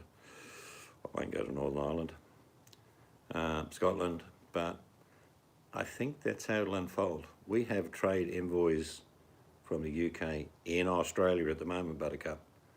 But I spoke about this to you before when Brexit was finalised. Trade between Britain and Australia will increase massively, both ways, manufacturing from the UK and primary produce from Australia. So they're already here talking about those deals. And lots of countries are doing the same thing. They want to get away from the reliance of being supplied from China.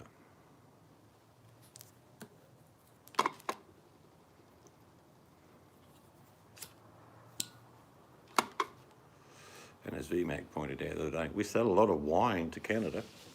There's plenty of Canadians getting drunk on a few tipples of Australian wine. It's really cheap here, because we produce so much of it. You can buy good brands of wine, a dozen for about $70. So pretty cheap. It's at about $8, $7 a bottle. And if you go to the vineyard, you can get clean skins for about $3. I think China is realising that the reckoning is coming in many formats. You can't wave a big stick, not just a small country like Australia, but threaten bigger countries.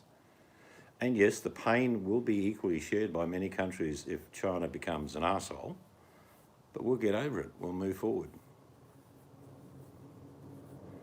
I've never tasted Canadian wine, ever. I'll have to look for one.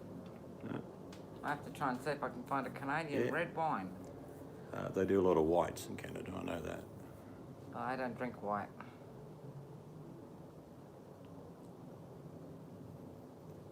I better tell VMAC our weather this morning, our temperature this morning. Yeah, it was 5 degrees, VMAC, here. That was the temperature, but the wind was nasty. Yeah, no, it's not the same thing, Jono, but it's a good point. Canadian Club is not I don't wine. mind Canadian Club, actually. I love Canadian Club. It's not a bad drop. But that's not wine. I always thought Canadian Club was sort of like small white seals pushed into a bottle. Just kidding. For those sensitive. Oh, I haven't had that one either, Butty. I once stopped in the snowy mountains at a place, and it was the lady that was getting some therapy equipment, and her husband was the highest altitude vineyard in Australia. Do you remember that? No. Oh, okay. Anyway, it was like, he was so proud. Like, he only produced something like, I think, 20,000 bottles a year. But he sold out even before he produced it. Everyone wanted to get it. Oh, yeah, now I know. Because he was the highest altitude vineyard in Australia, and they were all white wines. But yeah. I just can't drink white wine. 2 mouthfuls and I've got a headache. It was all the grapes. They were so tiny, little. And he said the reason why they're small is because of the cold and the altitude. They don't split as much and all that. And he also produces verjuice, which is the juice of unripened grapes. If anyone has ever used verjuice, you know what I'm talking about. I don't use verjuice because it sounds like it's too posh.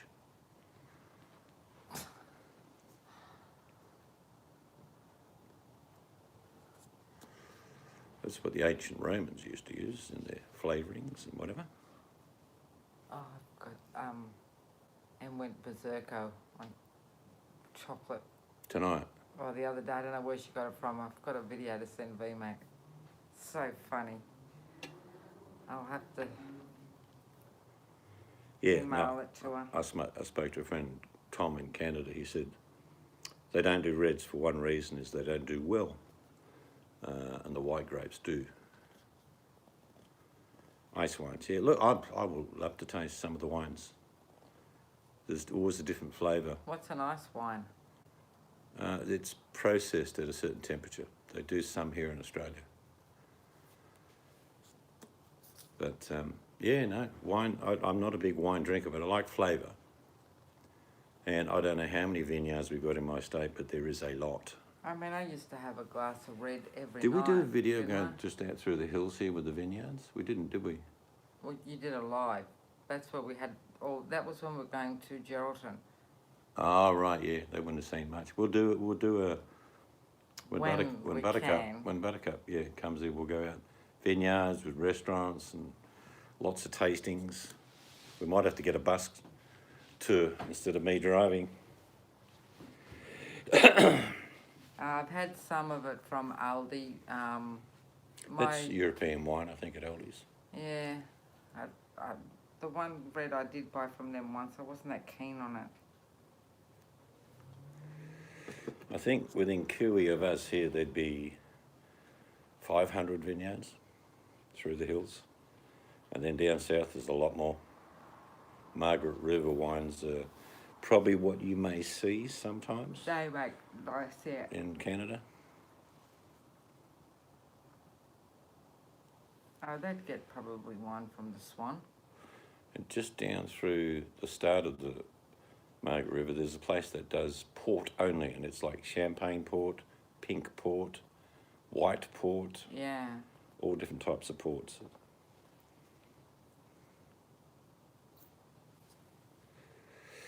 You could always get a job as a wine expert in Australia, Buttercup. Yes, Korea. And it's funny, I've had one of the most expensive red wines, one of the cheapest red wines, and then 4 in between. And the ones that usually are lower in price, I have enjoyed more than the $300 bottles. If someone put 3 bottles in front of me and they said one is $10, one is $100, one is $1,000, I wouldn't be able to guess which one was which. No, I have to go and taste, just because it's... Yeah, I don't mind white wine, but it's a bit sharp most of the time. I do like a nice red wine, but not a lot. I'm not a big wine drinker. No. Like I said, I used to have a red every night, but haven't had one in ages. Yep, for every free bottle of wine, you Yes. get a nip from a shark. Yeah.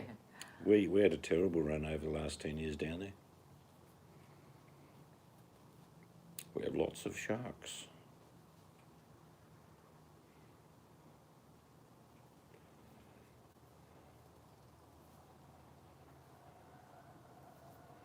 Just imagine 2 sharks at Margaret River on the beach saying, yeah, so I didn't mind that one, but it was had an aftertaste of wetsuit.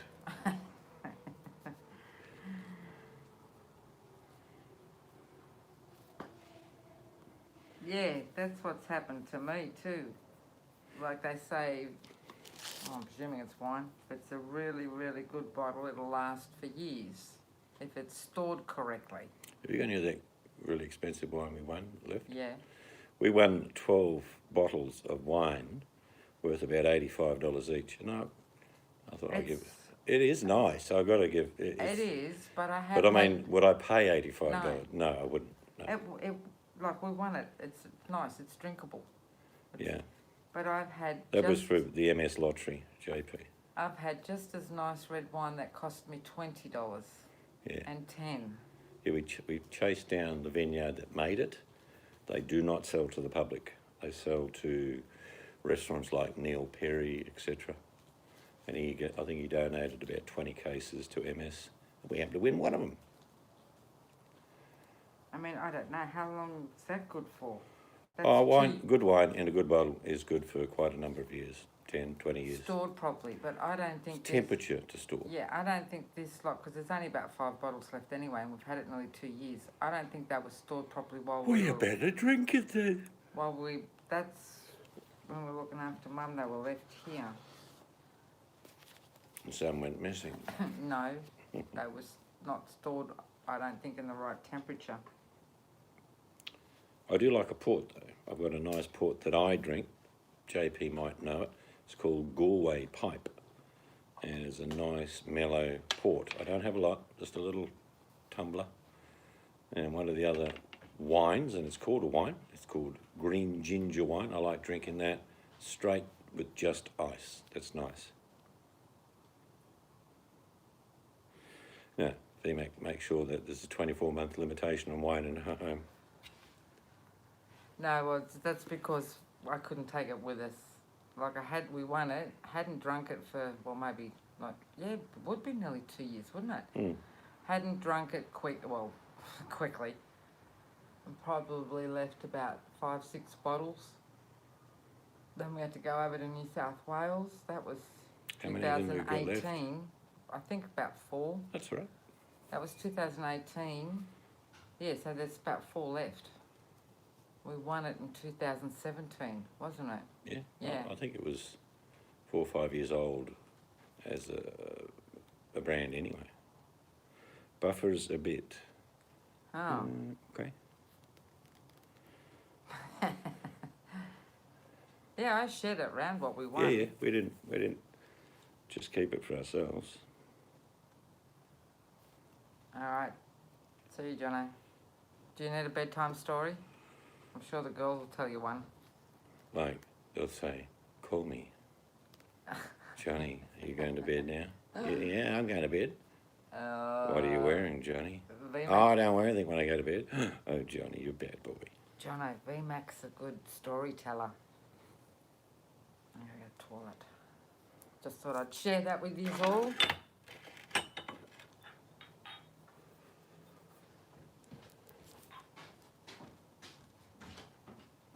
I tell you what I do like is having a cheese board with fruit, cheese, crackers, tomatoes, pickles, that sort of thing.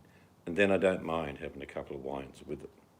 But it's a meal that you don't eat in a sitting. It's like you talk, you nibble, have a bit more, and a couple of hours later, the platter's empty, with nuts as well. So I enjoy that as an event more so than a meal, because you don't have to rush. It's there whenever you want it. We've got those special little knife things. There's about 6 in a little, very small knife block, if you can imagine it. And they're for little instruments for having a cheese platter. So you don't have to double dip. Like Jono blows his nose and then dives his hand into the nuts. That's not on. Yes, I like that a lot. Blue cheese, hard cheese, Edam, some crumbly cheese, pears. They go well with blue cheese, pears do. Tomatoes, lots of pickles. Well, you name the pickles, we got them. It's a good conversational thing to have a meal where it's not a plate, knife, fork, eat it, done. It's just a grazing sort of approach. Yeah, we got some nice crackers here.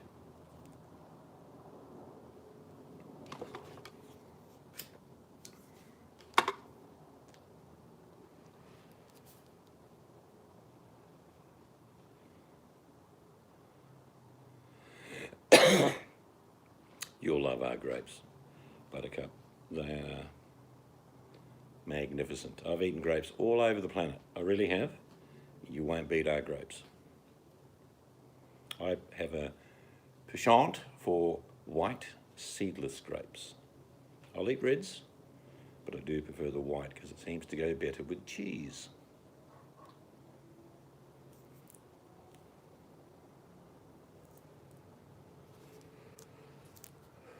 Yeah, that is our meal. Some nights I'll make a little bowl up if we're sitting down maybe watching a show, and it'll be cheese, crackers, pickles, salami, whatever we've got in the fridge, and we just nibble on it I might finish mine in an hour and the missus might finish hers in an hour and a half. It doesn't matter.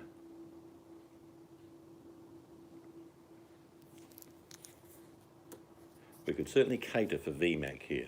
There could be a meal, lots of it, and cheese platters, etc., with no animals being taken away. It would be easy to do.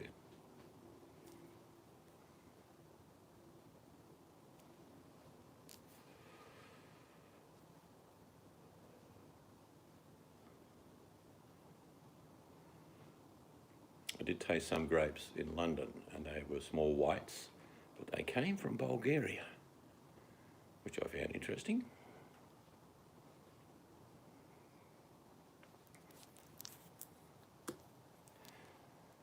And even when we normally would drive, like when we're crossing Australia each day, I'd get some cheese, some crackers, some fruit, and put it in a Tupperware container, and we would just nibble along as we went. We've got a chocolate fountain. We promised not to use it until a visitor arrives, so you'll have the opportunity. I'm not big into chocolate fondue type things. Normal fondue, that sounds all right.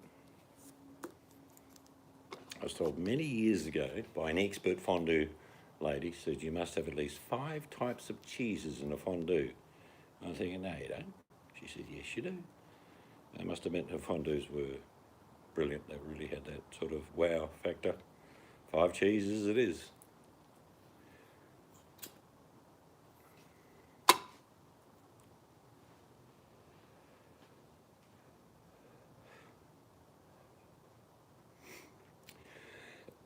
And I must admit, over many decades of going out for dinners, and it's nice to have a nice dinner, maybe an entree, a main meal, but I always look forward to a cheese platter. Like it's the main event, even though it's the last event.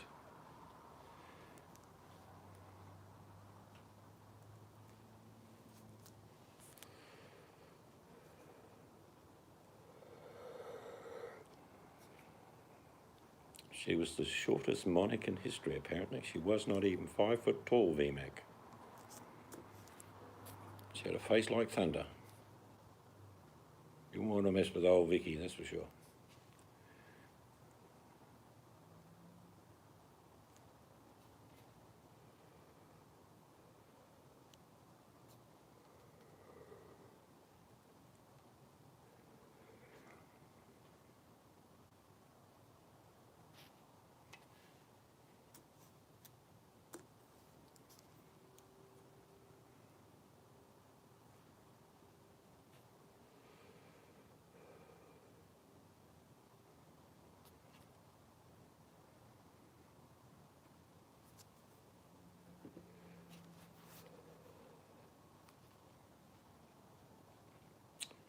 Food is a wonderful thing to look forward to.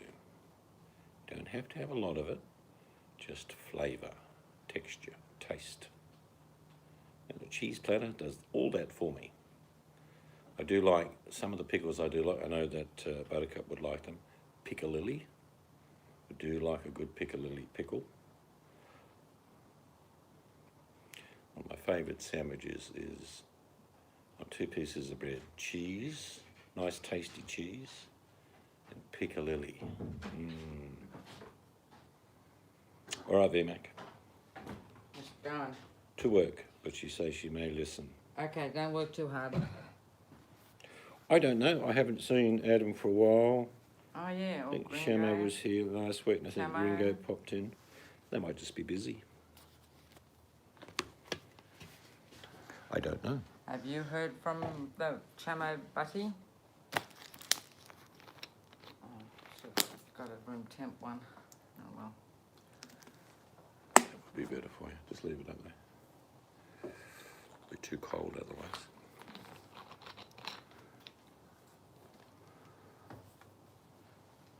The beauty of coming here is it's not compulsory. You don't have to be here. And life moves on. People have to do stuff. Shamo might be back at work. I don't know. Oh, yeah, it could be that time for him, hey?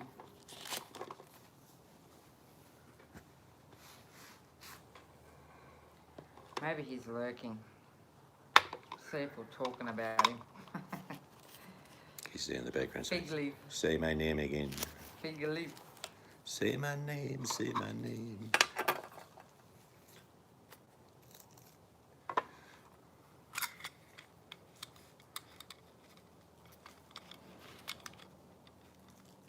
You know what's going to happen now? We've been talking about this buttercup. Tonight you're going to get the board out, cheese, pickles, crackers, cut up a fresh tomato and think, yeah, that's what I'm going to have. I ate too much today. I had my custard cream filled chocolate donut. Wow.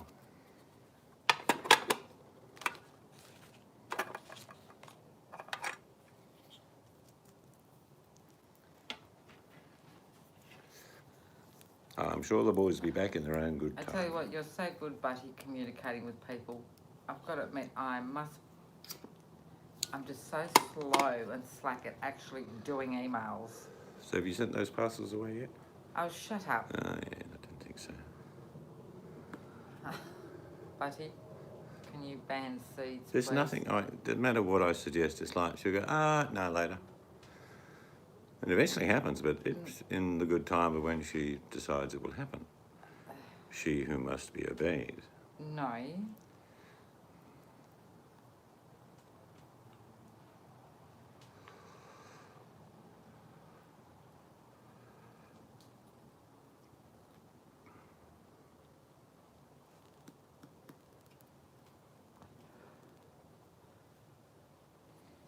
Well, I know they've got to be sent. Make them a little bit more exciting, add a bit more to it since we're not going over seas anyway. Well, New Zealand's an option. Oh yeah, but that's not going to cost us as much as Oh, no. US was going to. Even a month in New Zealand would only be about 4 or 5 grand, if that. That's right.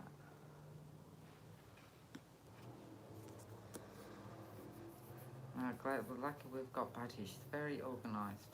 She's very organised.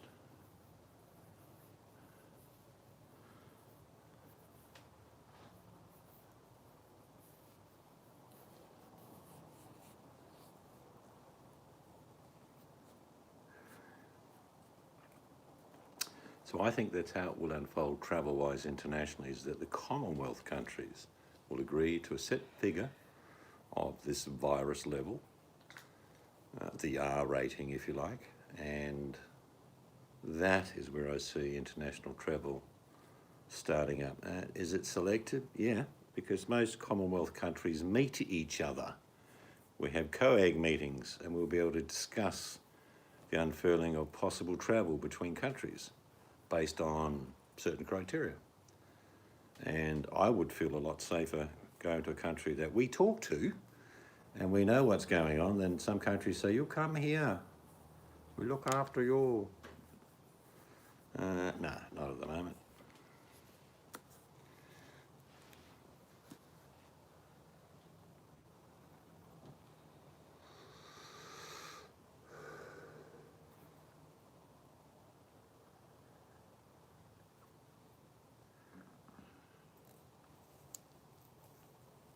Going to go in a minute because my phone needs to go on the charger.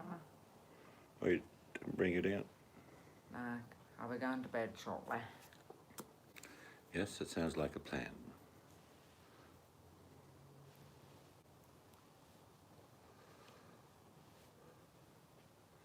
So I don't know what's been going on the bottom of YouTube. I don't know who's killing each other, accusing each other, fighting each other. It's probably the same people over and over again go around in circles. Boyd participation is a bit like taking one wing off a fly that just keeps spinning around. Well, like I say, Australia's quite diverse, Buttercup. We have lots of stuff in the ground that they buy, that if they don't buy, that's okay, it stays in the ground. We will suffer slightly.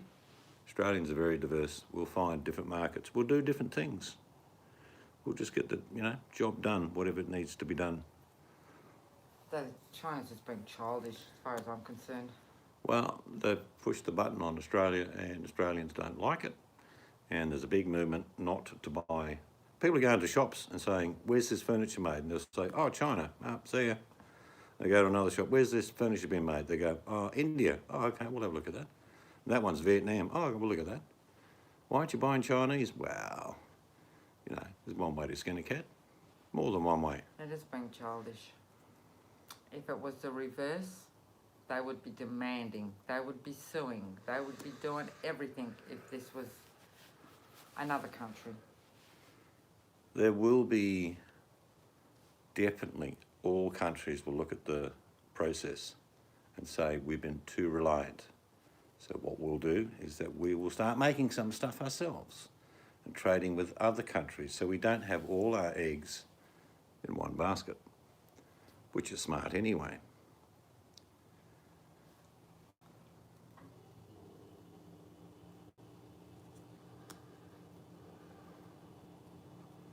I'm afraid the ideal of China to take over the world by stealth has been revealed. So, nah, we don't want Australia to be province of China. Thanks very much. We like it as we got it. We're a bit of a rough tumble mob, but that's okay.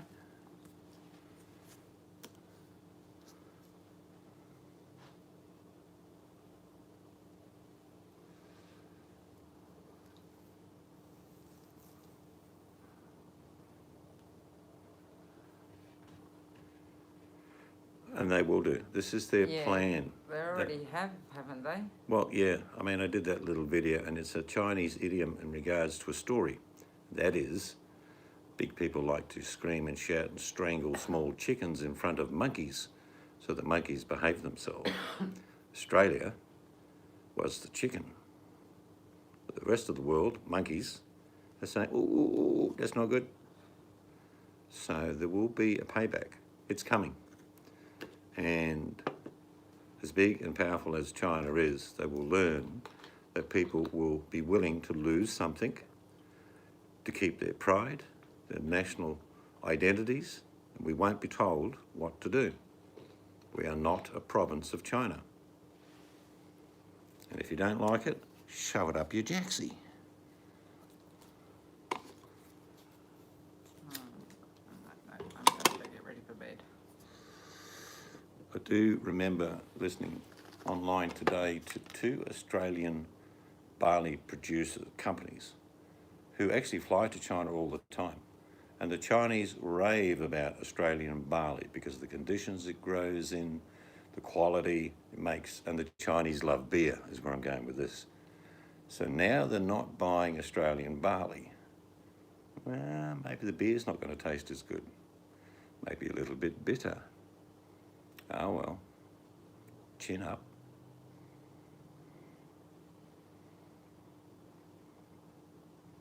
Because we're not a large populated nation, the people that would lose greatly out of trade loss to China would be magnets, like iron ore magnets, nickel magnets, copper. Primary producers, they'll diversify into something else. I think there will be a backlash against that. I think there will be people doing what they're doing here, asking when they go to a clothing store or a furniture shop, where's this product made? Well, we've already done it. Yeah, and if they say China, they go, can you show me something that's not made in China? And then the retailers will think, shit, they're not buying Chinese stuff. They'll stop ordering it. That's how it works, supply, demand. So if we're suddenly buying clothing made in Taiwan, South Korea, India, Puerto Rico, that's okay.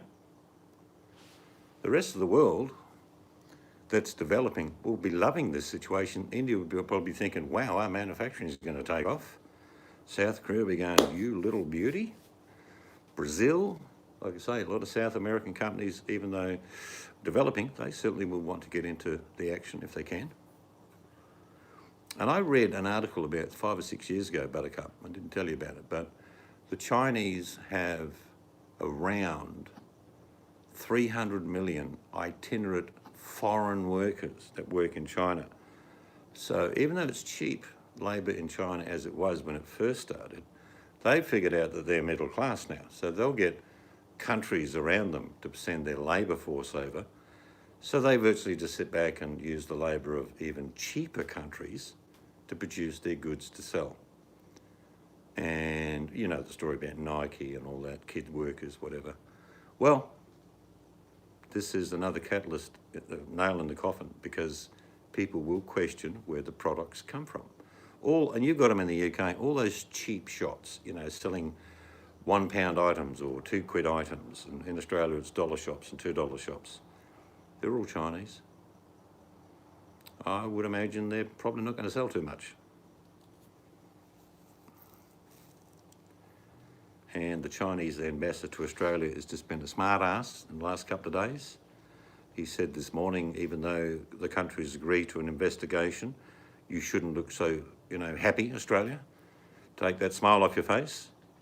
I'm thinking, if I was running the government, I'd say, just show him to the airport and get on your way, son. Piss off. They said they're being childish. Well, we're the big boys. You've got to do what I tell you. No, we don't. So that could happen. If they start on ore, iron ore, copper, nickel, seafood, and if they start going down the same tariffs as they did with barley, we will expel the Chinese ambassadors from all the cities in Australia. We will not take Chinese students into our universities, where around 300,000 a year come each year to get good education. Strange that, isn't it? China being so big and powerful, but they can't educate their people. So they send them to Australia. Well, maybe we just say no, send them elsewhere. Send them to the UK, see if they'll accept them. No, we're not taking them here. So when you start waving a big stick, you do a lot of damage, and people remember. And what people do is they remember the big stick and they say, oh, I don't like the big stick. So we'll go for someone with a smaller stick. Yeah, but like not accepting students, why go down that line? Well, what it is, if you talk about it, a lot of the universities that are run for Chinese students are actually investments from Chinese people. Well, then why aren't they doing it in their own country, building They don't have the facilities? education to give them. They want to come here firstly to learn English. That's the priority of any Chinese student. Well, then why would they not spend that money in their own country and then teach? Because it's cheaper to send them to Australia. Give them education, so therefore then they can become to educate others in their own country. Yes, I did. Yeah, Buttercup, he was 54 or something, found dead outside. Apparently died of natural causes, but yeah, Mossad are very good at that sort of thing. Say no more? Natural causes, a couple of days after. Yeah, the Israelis could be tongue-in-cheek and say, oh, we think he died of COVID. Yeah. Yes. Well, that would have been irony, eh? Well, the one country we haven't heard anything from, and they're mad as hell, is Russia. Russia are not happy with China. And they live next door to China. And they're much bigger than China as a country. So I think the world is closing in. And we may see in the near future, not only Chinese doing the tariff war, but you may have a trade war. In other words, the country will say, we refuse to buy from you. We refuse to sell to you. Just like they did to North Korea and Iran. That happens. It's based on the fact that one country thinks that they can bully and threaten the world. That's what North Korea does. That's what Iran does. And the world places sanctions on them and trade embargoes. I wonder how China would feel if that happened. Maybe China being expelled from the UN. Oh dear. China being expelled from the G7, G20. You're not welcome because we can't trust you. Come back in 20 years and we'll talk. Eyes are going. Confucius say, you fuck with little guy, he gets small rock and hit you between your eyes. Yes. I'll say goodnight to everyone in the lurkers. Yes. You can stay. No, I'm tootling as well. This is far too long. We've been on far too long. VMAC, if you listen to the back end, goodbye. Buttercup and the rest of the people that are sitting in the corner, we know you're there. Lurkers. All right, we've got your IPs. We're checking out you now, right now. Oh, some of you should put clothing on. Anyway, from the cute one to the real old hairy one, good night. Be safe. Be kind if you can. Doesn't hurt. Bye-bye.